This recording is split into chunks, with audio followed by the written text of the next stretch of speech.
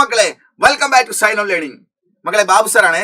നമ്മൾ ഈ വീഡിയോയിൽ വന്നിരിക്കുന്നത് ക്വാർട്ടർലി എക്സാമിനേഷൻ ഡേറ്റ് ഒക്കെ വന്നു കഴിഞ്ഞു. നമുക്ക് സെപ്റ്റംബർ 3 മുതൽ നമ്മളെ ക്വാർട്ടർലി എക്സാമിനേഷൻ ആരംഭിക്കുകയാണ്. ഒരുപാട് കുട്ടികൾക്ക് സംശയമുണ്ട്, സാർ SSLCയിൽ ഏതൊക്കെ ചാപ്റ്ററാണ് പരീക്ഷയ്ക്ക് വരുന്നത്? ആ സംശയങ്ങളാണ് നമ്മൾ ഈ വീഡിയോയിൽ ക്ലിയർ ചെയ്യാൻ പോകുന്നത്. മക്കളെ, നമുക്ക് ഒന്നാമത്തെ യൂണിറ്റിലെ ഒന്നാമത്തെ പാഠമായ വീർബഹൂട്ടി നമുക്ക് പഠിക്കേണ്ട പാഠമാണ്. പ്രഭാതിജിയാണ് എഴുതിയിരിക്കുന്നത്. ഇന്ദ്രഗോപം എന്നാണ് പേര്. ഇത് കഹാനിയാണ്. ഈ പാഠത്തിൽ നിന്ന് നമുക്ക് പ്രധാനമായിട്ട് സാഹിലും ബേലും വീർബഹൂട്ടിലെ തിരയുന്ന പാഠഭാഗം, കടയിൽ മഷി വാങ്ങാൻ പോകുന്ന പാഠഭാഗം, സുരേന്ദ്ര മാഷ് ക്ലാസ്സിൽ പ്രശ്നങ്ങൾ ഉണ്ടാക്കുന്ന പാഠഭാഗം, പിന്നെ ബേല ഒരു ദിവസം തലയിലേക്ക് ബാൻഡേജ് കെട്ടിക്കൊണ്ടുവരുന്ന രംഗം, പിന്നീട് സാഹിലും ബേലും റിസൾട്ട് വന്നിട്ട് സ്കൂളിൽ പിരിഞ്ഞു പോകുന്ന ഭാഗങ്ങൾ. ഈ പാഠഭാഗങ്ങളെ ആസ്പദമാക്കി നമുക്ക് ഡയറി വരുന്നുണ്ട്. ഈ പാഠഭാഗങ്ങളെ ആസ്പദമാക്കി നമുക്ക് ലെറ്റർ വരുന്നുണ്ട്. ഈ പാഠഭാഗങ്ങളെ ആസ്പദമാക്കി നമുക്ക് പഠിക്കഥ വരുന്നുണ്ട്, വാർത്താലാപ് വരുന്നുണ്ട്.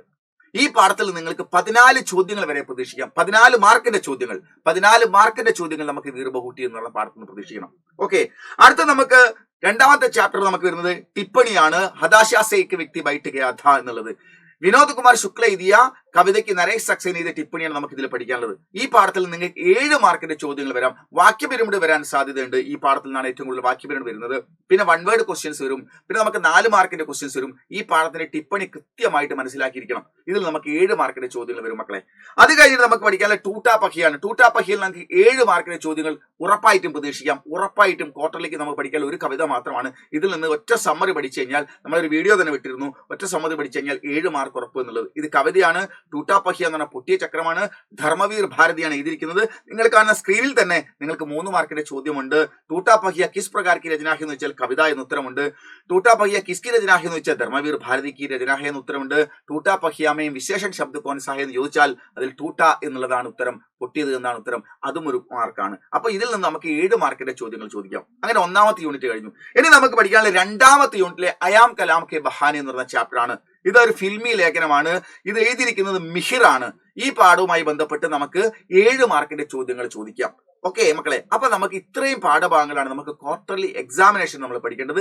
ഡീറ്റെയിൽ ആയി നമ്മൾ പഠിക്കണം. ഈ അയാം കലാം കെ ബഹാന എന്ന് പറയുന്നത് ഒരു ഫിലിം ലേഖനമാണെങ്കിൽ പോലും അത് മുഴുനീള ഫിലിം ലേഖനമല്ല. ആദ്യത്തിന്റെ ലേഖനത്തിന്റെ പകുതി ഭാഗം മിഹിർ എന്ന് പറയുന്ന ലേഖൻ അയാം കലാം എന്ന സിനിമ കണ്ടപ്പോൾ തന്റെ കുട്ടിക്കാലത്തെ കുറിച്ച് ഓർമ്മ വരികയും തന്റെ കുട്ടിക്കാലം തന്റെ ഒരു മോർപ്പാൽ എന്ന് പറഞ്ഞ സുഹൃത്തുണ്ടായിരുന്നു എന്നും താനും പഠിച്ച സമയത്ത് മോർപ്പാലിലെ സുഹൃത്തിന്റെ കുറെ കാര്യങ്ങൾ ഒരുമിച്ചുള്ള ജീവിതകഥ പറഞ്ഞ അവസാന ലേഖനത്തിന്റെ പകുതി വരെ എത്തിയതിനു ശേഷം അവിടെ നിന്ന് അങ്ങോട്ട് സിനിമയിലെ കഥ പറയാണ്. ആ സിനിമയിലെ കഥയിലെ മോർപ്പാലിന്റെ സ്ഥാനത്ത് സിനിമ കഥയിൽ ഒരു ചോട്ട് കൊണ്ടുവന്നും എനിക്ക് സമാനമായിട്ട് ഒരു രൺവിജയ് എന്ന് പറഞ്ഞ രാജകുമാരൻ ഉണ്ട് എന്നും അവരുടെ രണ്ടാളുടെയും സൗഹൃദങ്ങൾ ഞങ്ങൾ രണ്ടുപേരുടെയും, അതായത് എന്റെയും മോർപ്പാലിന്റെയും സൗഹൃദം പോലെ അല്ലേ എന്ന് നിങ്ങൾ നോക്കൂ എന്ന് പറഞ്ഞുകൊണ്ടിരുന്ന ലേഖനമാണത്. അപ്പോൾ ഈ പാഠഭാഗങ്ങൾ കൃത്യമായിട്ട് പഠിക്കണം. 4 കഥാപാത്രങ്ങൾ അതിനകത്ത് പ്രധാനമായിട്ടുണ്ട്. മിഹിർ വരുന്നുണ്ട്, അതുപോലെ തന്നെ അദ്ദേഹത്തിന്റെ കൂട്ടുകാരനായ മോർപ്പാൽ വരുന്നുണ്ട്. പിന്നെ നമ്മൾ സിനിമയുടെ കഥാഭാഗത്തേക്ക് വന്നു കഴിഞ്ഞാൽ അതിനകത്ത് ചോട്ട് വരുന്നുണ്ട്, അതുപോലെ തന്നെ രൺവിജയ് വരുന്നുണ്ട്. ഇത്രയും ആളുകളുടെ ഡയറികളും ഇത്രയും ആളുകളുടെ കോൺവെർസേഷനും ഒക്കെ നമ്മൾ പ്രത്യേകമായിട്ട് പഠിക്കേണ്ടത്. ഇതിൽ നിങ്ങൾക്ക് ക്വാർട്ടർലി എക്സാം ആയതുകൊണ്ട് നമുക്ക് 7 മാർക്ക് വരെ നമുക്ക് ഇത് പ്രതീക്ഷിക്കാം. ഓക്കെ, അപ്പൊ ഇത്രയും കാര്യങ്ങൾ പഠിച്ചു കഴിഞ്ഞാൽ നമുക്ക് ക്വാർട്ടർലി എക്സാമിനേഷന് 2, 3, 4 മാർക്ക് ഗ്രാമർ സെക്ഷൻ വരുന്നു. ഒന്ന് വിശേഷണ ശബ്ദം ചോദിക്കുന്നു, വാക്യ പിരമിഡ് ഉണ്ടാവുന്നുണ്ട്, അതുപോലെ തന്നെ വേർബ് പ്ലസ് നെ ഉസ്നെ എന്ന് പറയുന്ന സാധനങ്ങൾ വരും. അതുപോലെ തന്നെ ഏറ്റവും ശരിയായ വാക്യം ഏത്, 4 വാക്യം തന്നതിന് ശേഷം ചോദിക്കും. അതൊക്കെ നമുക്ക് മാരത്തോൺ ലൈവുകളിലൂടെ നമുക്ക് വിശദമായിട്ട് മനസ്സിലാക്കാവുന്നേ ഉള്ളൂ. അപ്പൊ ഇത്രയും കാര്യങ്ങൾ വ്യക്തമായ ധാരണയോടുകൂടിയായിരിക്കണം നിങ്ങൾ പരീക്ഷയ്ക്ക് വേണ്ടി പഠിക്കാൻ തയ്യാറാവേണ്ടത്. ഇത്രയും പഠിച്ചു കഴിഞ്ഞാൽ നമുക്ക് ഫുൾ മാർക്ക് നമുക്ക് സ്വന്തമാക്കാൻ കഴിയും. ഓക്കെ, ഇതുപോലെ ഇൻഫോർമേറ്റീവ് വീഡിയോ ആയിട്ട് വീണ്ടും വരാം. ബൈ.